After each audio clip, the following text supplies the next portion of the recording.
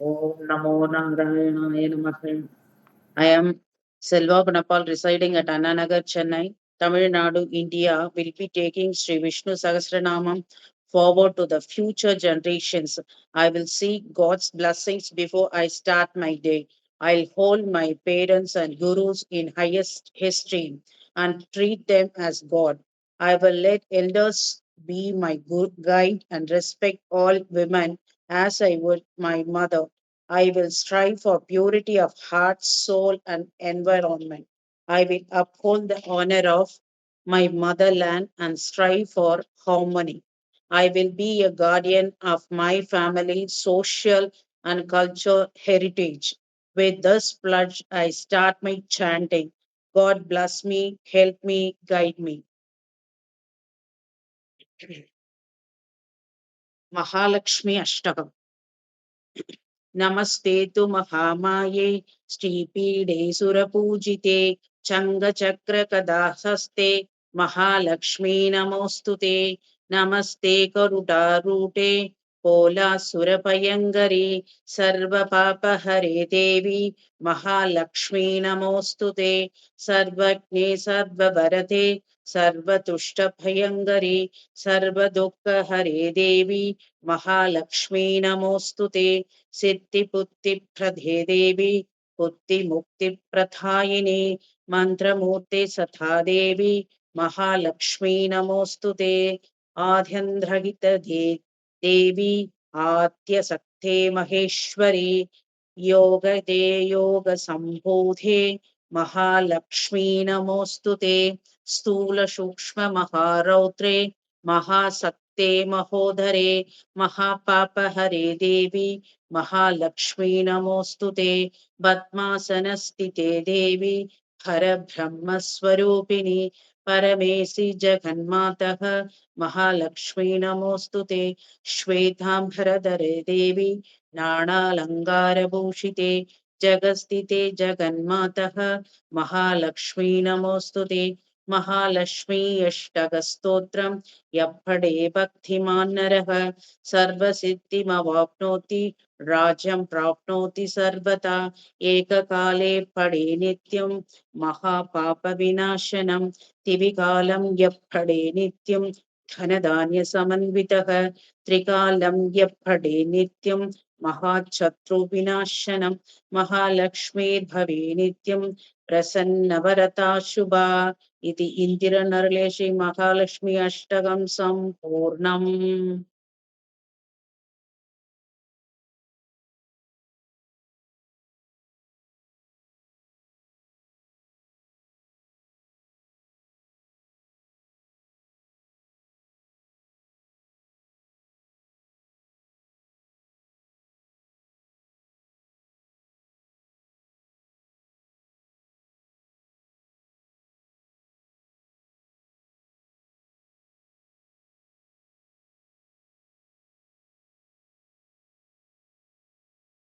மியூட்ல இருக்கீங்க. இப்ப காதுல விழல ஒண்ணும். Nanapalli, okay, okay. शुक्लाम्बरधरं विष्णुं शशिवर्णं चतुर्भुजं प्रसन्नवदनं ध्याये सर्वविघ्नोपशान्तये नारायणं नमस्कृत्य नरं चैव नरोत्तमं देवीं सरस्वतीं व्यासं ततो जयमुदीरये व्यासं वसिष्ठनप्त्राणं शक्ते पौत्रमहल्मषं पराचरात्मजं वन्दे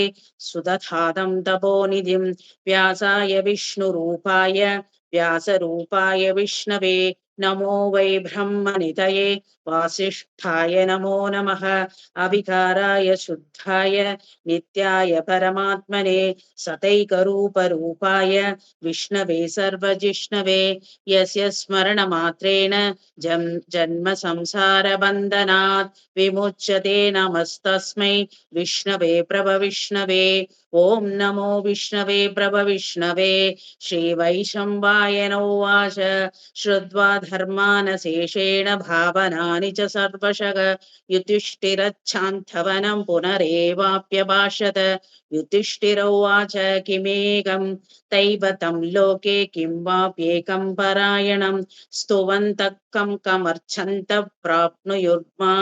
प्राप्नुयुर्मानवः को धर्म सर्वधर्माणां भवतः परमो मतः किं जन्मुच्यते जन्तुर्जन्म संसारबन्धनात्। श्रीभीष्मोवाच जगत्प्रभुं देवदेवमनन्तं पुरुषोत्तमं स्तुवन्नाम सहस्रेण पुरुषोत्सदतोत्थितः। तमेव चार्चयन् नित्यं भक्त्या पुरुषमव्ययं ध्यायन् स्तुवन् नमस्यं च यजमानस्तमेव च। अना- अनादि नि- अना- अनादिनिधनं विष्णुं सर्वलोकमहेश्वरं लोकाध्यक्षं स्तुवन् नित्यं सर्वदुःखादिगो भवेत् ब्रह्मण्यं सर्वदत्मर्जं लोकानां कीर्तिवर्धनं लोकनाथं महद्भूतं सर्वभूतभवोद्भवम् एष मे सर्वधर्माणां धर्मोऽधिकतमो मतः यद्भक्त्या पुण्डरीकाक्षं स्तुवैर्नरस्तदा परमं यो महत्तेजः परमं यो महत्तपः परमं यो महद्ब्रह्म परमं यः परायणम् पवित्राणां पवित्रं यो मङ्गलानां च मङ्गलं दैवतं देवतानां च भूतानां यो व्ययत्पिता यतः सर्वाणि भूतानि भवन्त्यादियुगागमे यस्मिंश्च प्रलयं यान्ति पुनरेव युगक्षये तस्य लोकप्रधानस्य जगन्नाथस्य भूपते विष्णोर्नाम सहस्रं मे शृणु पापभयापहम् यानि नामानि गौणानि विज्ञातानि महात्मनः ऋषिभिः परिगीतानि तानि वक्ष्यामि भूतये ऋषिर्नाम्नां सहस्रस्य वेदव्यासो महामुनिः छन्दोनुष्टुप्तथा देवो भगवान् देवकीसुतः अमृतांशुद्भवो बीजं शक्तिर्देवकीनन्दनः त्रिसामा हृदयं तस्य शान्त्यर्थे विनियुज्यते विष्णुं जिष्णुं महाविष्णुं प्रभविष्णुं महेश्वरम् अनेकरूपदैत्यान्तं नमामि पुरुषोत्तमम्। ओम अस्य श्री विष्णु दिव्य सहस्रनाम स्तोत्र महामन्त्रस्य श्री वेदव्यासो भगवान् ऋषिः अनुष्टुप् छन्दः श्री महाविष्णु परमात्मा श्रीमन्नारायणो देवता अमृतांशोद्भवो भानुवति बीजं देवकी नन्दनश्रेष्ठेति शक्तिः उद्भवक्षोभनो देव इति परमो मन्त्रः शङ्खप्रिन्नन्दकी चक्रीति कीलकं सार्वधन्वा कथातरैत्यस्त्रम् रताङ्गपाणिरक्षोपिति नेत्रं सामक सामेति कवचम् आनन्दं परब्रह्मेति योनिः इति सुदर्शनकाल इति तिक्पन्तः श्री विश्वरूप इति ध्यानं श्री महाविष्णु प्रीत्यर्थे सहस्रनाम च विनियोगः ध्यानं क्षीरोदन्वत् प्रदेशे शुचिमणिविरसैकतेर्मौक्तिकानां मालाक्लुप्ता सनतस्फटिकमणिनिभैर्मौक्तिकैर्मण्डिताङ्कः सुप्रैरप्रैरदप्रैरुपरि विरचितैर्मुक्तपीयूषवर्षैः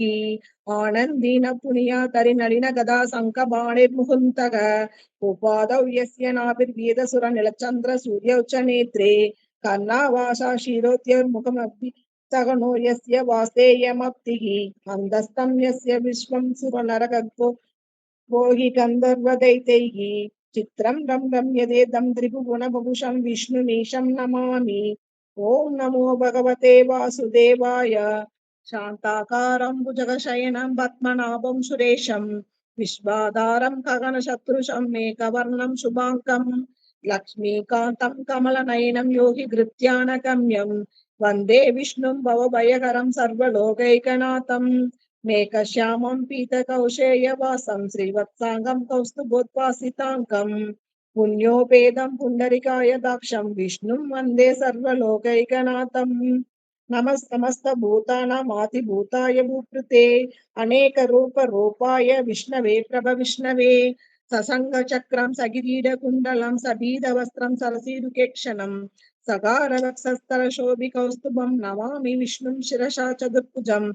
छायायां पारिजातस्य हेमसिंहासनोपरि आशीनमं पुरश्यामं मायदाक्षमलङ्कृतं चन्द्राननं चतुर्बाहुं त्रिवत्साङ्गितवक्षसं रुक्मिणी सत्यभामाभ्यां सहितं कृष्णमाश्रये ओम नमो भगवते वासुदेवाय। ओम विश्वस्मै नमः। विश्वं विष्णुर्वषट्कारो भूतभव्य भवत्प्रभुः भूतकृत् भूतपृद्भावो भूतात्मा भूतभावनः भूतात्मा परमात्मा च मुक्तानां परमा गतिः अव्ययः पुरुषः साक्षी क्षेत्रज्ञोऽक्षर एव च योगो योगविदां नेता प्रधानपुरुषेश्वरः नारसिंहवपुः केशव पुरुषोत्तमः सर्वशिवस्ताणुर्भूतातिर् नितिरव्ययः संभवो भावनो भर्ता प्रभव प्रभुरीश्वरः स्वयंभू शम्भुरादित्य पुष्कराक्षो महास्वनः अनादिनिधनो दाता विधाता दातुरुत्तमः अभ्रमेयो ऋषिकेश पद्मनाभो मरप्रभुः विश्वकर्मा मनुस्वस्था तविरो ध्रुवः अग्राह्य शाश्वत कृष्णो लोकिदाक्ष प्रदर्शनः प्रभूतस्त्रिगुप्ताम पवित्रं मङ्गलं परम् ईशान प्राणदः प्राणो ज्येष्ठ प्रजापतिः हिरण्यकर्पो भूकर्पो माधवो मधुसूदनः ईश्वरो विक्रमी धन्वी मेधावी विक्रमक्रमः अनुत्तमो दुरादर्श कृतघ्न कृतिरात्मवान् सुरेश शरणं सर्व विश्वरेता प्रजाभवः अगशंवत्सरो व्याल प्रत्यय सर्वदर्शनः अज सर्वेश्वर सिद्ध सिद्धि सर्वादिरच्युतः वृषा कपिरमेयात्मा सर्वयोग विनिसृतः वसुर्वसुमना सत्य समात्मा संमितः समः अमोघः पुण्डरीकाक्षो विश्वकर्मा वशाकृतिः रुद्रो बगुशिरा बभ्रुर्विश्वयोनिषु शिच्रवाः अमृत शाश्वत स्थाणुर्वरारोहो महातपाः सर्वगः सर्वविद्वानुर्विश्वक्सेनो जनार्दनः वेदो वेदविदव्यङ्गो वेदाङ्गो वेदवित्कविः लोकाध्यक्षः धर्माध्यक्षकृताकृतः चतुरात्मा चतुर्व्यूहः चतुर्दंश चतुर्भुजः भ्राजिष्णुर्भोजनं भोक्ता सहिष्णुर्जगदादिजः अनघो विजयो जेता विश्वयोनिः पुनर्वसुः उपेन्द्रो वामनः प्रांशुरमोघः शुचिरुजितः अतीन्द्र संग्रह सर्गो धृतात्मा नियमो यमः वेद्यो वैद्य सदा योगी वीरः माधो मधुः अतीन्द्रियो महामायो महात्साहो महाबलः महाबुद्धिर्महावीर्यो महाशक्तिर्महाद्युतिः अनिर्देशवभुः श्रीमान् अमेयात्मा महात्रिदृक् महेश्वासो महीभर्ता श्रीनिवासः सताङ्गतिः अनिरुद्धः सुरानन्दो गोविन्दो गोविदां पतिः चिर्तमनोऽहं सः सुपर्णो भुजगोत्तमः हिरण्यनाभः सुतपाः पद्मनाभः प्रजापतिः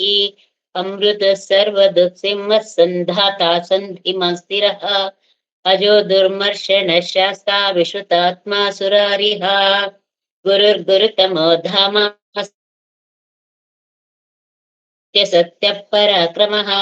निमिषो निमिषस्रग्रीवाचस्पतिर्दारतीः अग्निर्ग्रामणेर्श्रीमान् न्यायो नेता समीरणः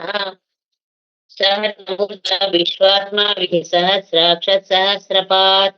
आवर्तनो निवृत्तात्मा संवृतः सम्प्रमर्दनः अहः संवर्तको वह्नि अनिलोद्धरणीधरः सुप्रसाद प्रसन्नात्मा विश्वभुग्विभुः सत्कर्ता सत्कृतः साधुर्जन्नो नारायणो नरः असंख्येयो प्रमेयात्मा विशिष्टशिष्टकृच्युचिः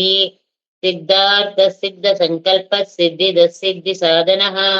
ऋषा ईरुषभो विष्णुरुषा पर्वा ऋषोदरः वर्धनो वर्धमानश्च विविक्तश्रुतिसागरः सुबुद्धो दुर्धरो वाग्मी महेन्द्रो सुदोषुः नैकरूपो बृहद्रूपा सिपिविष्टप्रकाशनः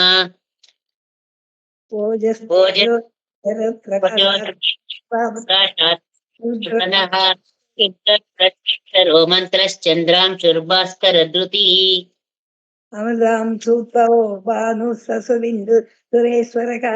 औषधं जगदस्तेदुः सत्यधर्मा पराक्रमः भूतभव्य भवन्नाथः पवनः पावनरः कामः कामकान्तः कामः कामप्रभु युगादिकृत् युगावर्तो नैकमायो महाशनः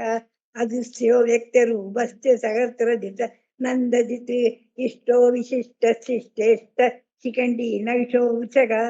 क्रोधः क्रोधकर्ता विश्वभावो महीधरः अच्युत प्रजित प्राणदो वासवाञ्चः अभानिधिरधिष्ठानम् अप्रमत्म प्रतिष्ठित स्कन्दधरो दुर्यो वर्गो वायुवाहिनः वासुदेवो बृहद्भानुः आदिदेव पुरन्दरः अशोकस्तारणस्तारस्तूरः जनेश्वरः अनुकूलसजावट्टबध्नीबध्निभेक्षणः पद्मनाभो अरविन्दाक्षः पद्मगर्भः शरीरभृत् महदिरुद्रो विद्यात्मा महक्षो गरुडध्वजः मधुलस्सरवो भीमः समयन्यो हरिर्हरिः सर्वलक्षणलक्षण्यो लक्ष्मीवान् समुदिन्देह भिक्षरो रोगिदोर्मार्गो हेतुर्दामोदरस्तः महीधरो महाबाहो वेगवान् नमिदासनः शोभनो देव श्रीगर्भ परमेश्वरः करणं कारणं कर्ता विकर्ता ककनो गुहः व्यवसायो व्यवस्थानस्तंस्थानस्थानतोत्रः हरर्ति परमस्पष्ट तुष्ट पुष्ट सुभेक्षणः रामो विरामो विरदो मार्गो नेयो नयो नयः वीरशक्तिमदां श्रेष्ठो धर्मो धर्मविनुत्तमः वैकुण्ठ पुरुष प्राण प्राणद प्रणव पृथुः हिरण्यगर्भ शत्रुघ्नो व्याप्यो वायुरदोक्षदः ऋतुसुदर्शन काल परमेष्टि परिग्रह उग्र संवत्सरो दक्षो विश्रामो विश्वदक्षिणः विस्तारस्तावरस्ताणु प्रमाणं बीजमव्ययम् अर्थो महाकोशो महाभोगो महाधनः अनिर्विण्णस्तभिष्टो भूर्धर्मयुगो महामहः नक्षत्रिनेमि नक्षत्री क्षमः क्षामः समीघनः यज्ञो यज्ञ कृ सत्तं सदां गतिः सर्वदर्शी मुक्तात्मा सर्वज्ञो ज्ञानमुत्तमम् सूर्यदर्शुमुख सूक्ष्म सुकोश सुगदस्कृ मनोहरो जदक्रोधो वीरबाहुर्विदारणः स्वाभन स्वच व्यापी नैकात्मा नैककर्मकृत् वत्सरो वत्स्वी रत्नकर्पोदनेश्वरः धर्मगुद्धर्मी क्षरमक्षरम् अविज्ञाता सहस्रांशुर्विधाता कृतलक्षणः कपस्नेमि सत्वत्स सिंहो बोधवकेश्वरः आदिदेवो महादेवो देवेशो देववृत्कुरु उत्तरो गोपदीर्घोक्ता ज्ञानगम्यपुरातनः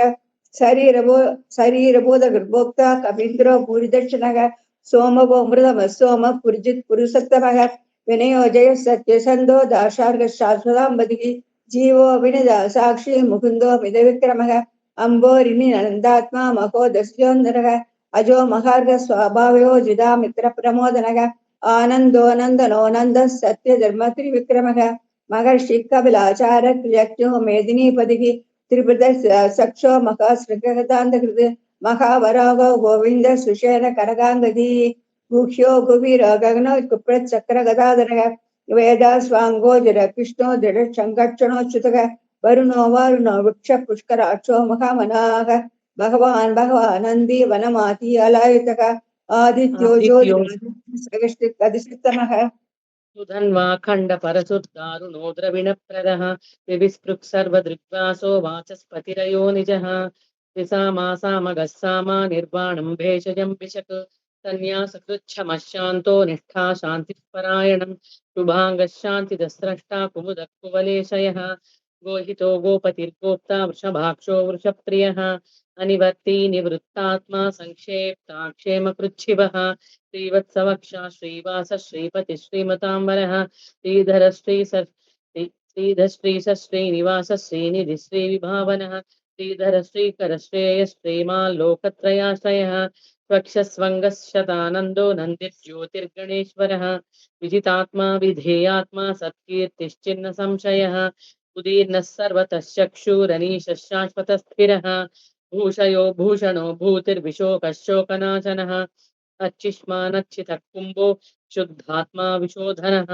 अनिरुद्धो कृतिरथः प्रद्युम्नोमितविक्रमः कालनेमिनिः वीरः शौरिश्शूरजनेश्वरः त्रिलोकात्मा त्रिलोकेशः केशवः केशिहा हरिः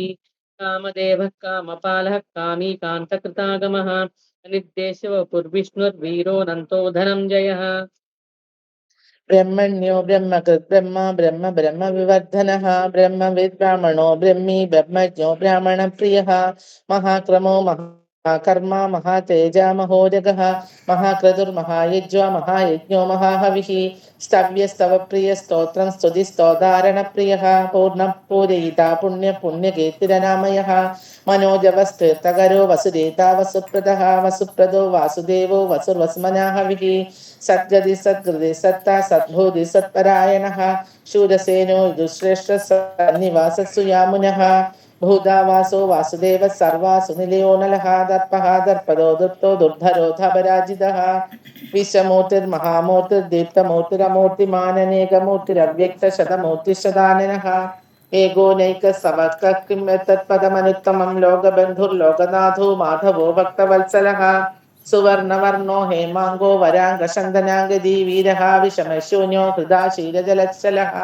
अमानीमानदो मान्यो लोकस्वामी त्रिलोकधृग सुमेधा मेधजो धन्य सत्यमेधा धराधरः तेजो वृषो द्युतिधरः सर्वशस्त्रभृताम्बरः प्रग्रहो निग्रहो व्यग्रो नैकशृङ्गो गदाग्रजः चतुर्मूर्तिश्चतुर्बाहुश्चतुर्व्यूहश्चतुर्गतिः चतुरात्मा चतुर्भावश्चतुर्वेदविदेकपात् समावर्तो निवृत्तात्मा दुर्जयो दुरतिक्रमः दुर्लभो दुर्गमो दुर्गो दुरावासो दुरारिहा शुभाङ्गो लोकशारङ्गस्तुवन्तुस्तन्तुवर्धनः इन्द्रकर्मा महाकर्मा कृतकर्मा कृतागमः उद्भवः सुन्दरः सुन्दो रत्ननाभः सुलोचनः अर्को वाचसनशृङ्गी जयन्तः सर्वविजयी सुवर्णबिन्दुरक्षोभ्यः सर्ववागीश्वरेश्वरः महाहृदो महागर्तो महाभूतो महानिधिः कुमुदः कुन्दरः कुन्दः पर्जन्यः पावनोऽनिलः अमृताशो मृतवपुः सर्वज्ञः सर्वतोमुखः सुलभः सुब्रतः सिद्धः शत्रुजिच्छत्रुतापनः न्यग्रहो दोदुम्बरो स्वस्थश्चाणूरान्ध्रनिषूदनः सहस्राचिश्सप्तजिह्वः सप्तवाहनः अमूर्तिरनघोचिन्त्यो भयकृद्भयनाशनः अणुर्बृहत्कृशस्थूलो गुणभृन्निर्गणो महान् अधृतस्वधृतस्वास्यस् प्राग्वंशो वंशवर्धनः भारभृत्कलितो योगी योगी स सर्वकामतः आश्रमश्रमणः क्षामः सुपर्णो वायुवागणः धनुर्धरो धनुर्वेदो दण्डो दमयिता दमः अपराजितः सर्वसखो नियन्ता नियमो सत्त्ववान् सात्विकः सत्य सत्यधर्मपरायणः अभिप्राय प्रियार्कोर्क प्रियकीर्तिवर्धनः विगाय स गतिर्ज्योति सुरुचिर्हुतभुग्विभुगो रविर्विरोचन सूर्य सविता रविलोचनः अनन्तहुतभुग्भोक्ता सुखतो नैकजोग्रजः अनिर्विण्ण सदामर्षि लोकाधिष्ठानमद्भुतः सनातनाथमखिलकविरव्ययः स्वस्ति भुक्स्वस्ति दक्षिणः और्द्रकुण्डली चक्री विक्रम यूर्जित शासनः सप्ताधिक सप्तसग शिशिर सर्वरीकरः अक्रूरपेशलो दक्षो दक्षिण क्षमिनाम्बरः विद्वत्तमो विदभय पुण्यश्रवणकीर्तनः उत्तारणो दुष्कृतिका पुण्यो दुष्पनाचनः वीरकारक्षणक्षन्दो जीवन पर्यवस्थितः अनन्तरूपो नन्दश्रीजिनमन्युर्भयाभगः सदुरच्रोकवीरात्मा विदिशो व्यादिशो दिशः अनातिर्भूर्भुवो लक्ष्मी सुवीरो रुचिताङ्गदः जननो जनजन्मादिर्भीमो भीमपराक्रमः आधारनिलयोद्धाता पुष्पगासप्रजाकरः ऊर्ध्वगः सत्पदाचार प्राणदः प्रणवप्रणः प्रमाणं प्राणनिलयं प्राणजीवनः तत्त्वं तत्त्वविदेकात्मा जन्म मृत्युजराधिकः भूर्भुवः स्वस्तरस्तारक सविदा प्रतिरामकः यज्ञो यज्ञपतिर्यज्ञा यज्ञाङ्गो यज्ञवाकनः यज्ञकृत्यज्ञकृत्यज्ञी यज्ञभुक्यज्ञसाधनः यज्ञादकृत्यज्ञभृत्यम् अन्नमन्नाद एव च आत्मयोनिर्स्वयं वैहा नः सामकायनः देवकीनन्दनः सृष्टे क्षिति सत्पावनातनः सङ्गबृन्दन्तकी सक्ति साङ्गधन्वागतातनः यदाङ्कवाणि रक्षोप्य सर्वप्रकरणायितः श्रीसर्वप्रकरणायित ॐ नम इति वनमाली गदीशाङ्गी शक्ति चनन्तकी श्रीमान् नारायणो विष्णुर्वासुदेवो विरक्ततु वनमाली गदीशाङ्गी शक्ति चनन्तकी श्रीमान् नारायणो विष्णुर्वासुदेवो विरक्ततु वनमाली गदीशार्णी शक्ति चनन्तकी श्रीमान् नारायणो विष्णुर्वासुदेवो विरक्ततु श्रीवासुदेवो विरक्षतु ॐ नम इति भीष्म उवाच इतीदं कीर्तनीयस्य केशवस्य महात्मनः नाम्नां सहस्रं दिव्याणाम् अशेषेण प्रकीर्तितं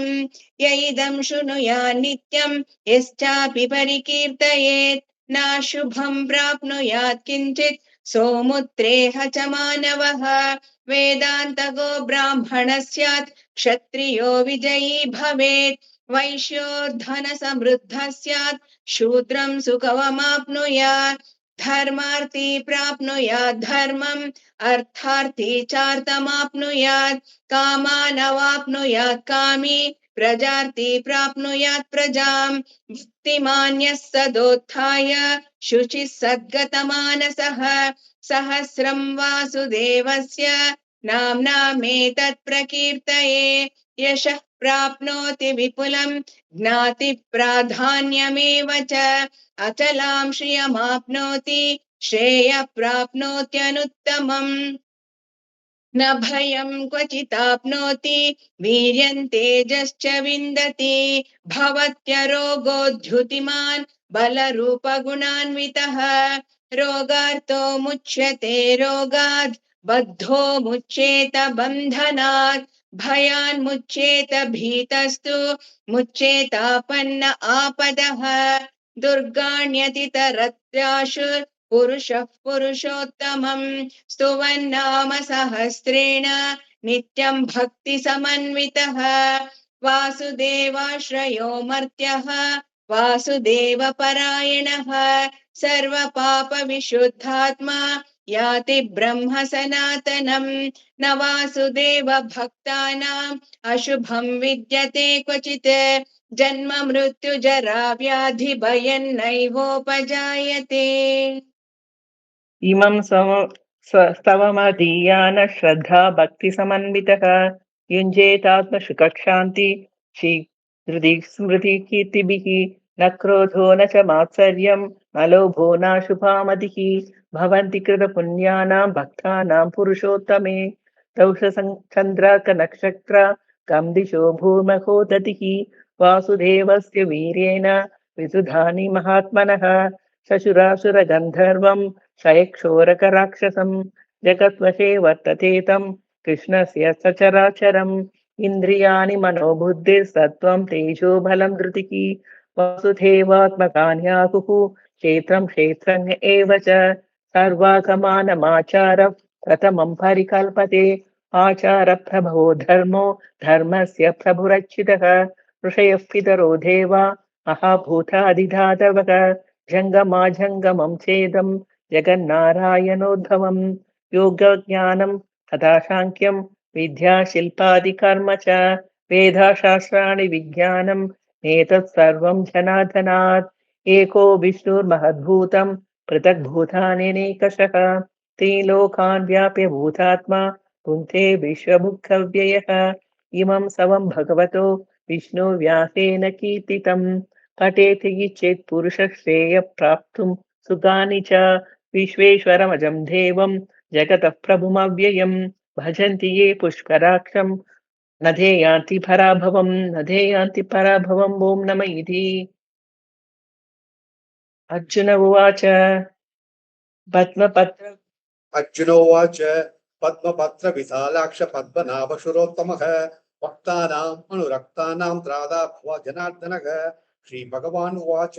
यो मां नाम सहस्रेण स्तोतुमिच्छति पाण्डव सोऽहमेहेन श्लोकेन सुत एव न संशय ॐ नम इति व्यासो उवाच स्वातनात् वासदेवस्य वासिदं भुवनत्रयं सर्वभूतनिवासोऽसि वासुदेव नमोऽस्तुते श्रीवासुदेव नमोऽस्तुते ॐ नमः इति। पार्वतीवाच केनोपायेन लघुना विष्णो नाम सहस्रकं पठ्यते पंडितैः नित्यं श्रुतमिच्छाम्यहं प्रभु। ईश्वर उवाच श्रीराम राम रामेति रमे रामे मनोरमे सहस्रनाम तत्तुल्यं राम नाम वरानने। श्रीराम राम रामेति रमे रामे मनोरमे सहस्रनाम तत्तुल्यं राम नाम वरानने। श्रीराम राम रामेति रमे रामे मनोरमे सहस्रनाम तत्तुल्यं राम नाम वरानने। श्रीराम नाम वराननम् ॐ नमः इति। ब्रह्मोवाच नमोऽस्त्वन्ताय सहस्रमूर्तये सहस्रपादाक्षीरोर्बाहवे सहस्रनाम्ने पुरुषाय शाश्वते सहस्रकोटियुगधारिणे नमः। श्रीसहस्रकोटियुगधारिणे ॐ नमः इति। सञ्जये उवाच यत्र योगेश्वर कृष्णो यत्र भक्तो धनुर्धरः तत्र श्रीविजयो भूत्वा नीतिर्पतिर्ममः। श्रीभगवान् उवाच अनन्या चिन्तयन्तो मां ये जनाः पर्युपासते तेषां नित्याभियुक्तानां योगक्षेमं वहाम्यहम्। परित्राणाय साधूनां विनाशाय सदुष्कृतां धर्मसंस्थापनार्थाय सम्भवामि युगे युगे। आर्ता विषण्णासि दिलाशबीदाः घोरेषु सव्याधिषु वर्धमानाः सङ्गीत्य नारायण शब्दमात्रं विमुक्ख दुःखा सुखिनो भवन्तु। आर्ता विषण्णासि दिलाशबीदाः घोरेषु व्याधिषु वर्धमानाः सङ्गीत्य नारायण शब्दमात्रं विमुक्ख दुःखा सुखिनो भवन्तु। कायेन वासा मनसेन्द्रियर्वा बुद्ध्यात्मा वा प्रकृते स्वभावात् करोमि यत् सकलं परस्मै नारायणादि समर्पयामि। इति श्री विष्णु सहस्रनाम संपूर्णं सर्वं कृष्णार्पणमस्तु। यदक्षर पदप्रष्टुं मात्रहीनां द्वय भवेत् तत्सर्वं क्षम्यतां देव नारायण नमोऽस्तुते। विसर्गबिन्दु मात्राणि पदाक्षराणि च न्यूनानि सादिग्धानि समक्षोत्तमम्। अन्यदां शरणं नास्ति मे वे शरणं मम तस्मात् कारुण्यभावेन रक्ष जनार्दन। सर्वं श्रीकृष्णार्पणमस्तु। ओम सर्वे भवन्तु सुखिनः सर्वे सन्तु निरामयाः सर्वे भद्राणि पश्यन्तु मा कश्चित् दुःखभाग् भवेत्। ओम शान्ति शान्ति शान्तिः। लोका समस्ता सुखिनः भवन्तु लोका समस्ता सुखिनः भवन्तु।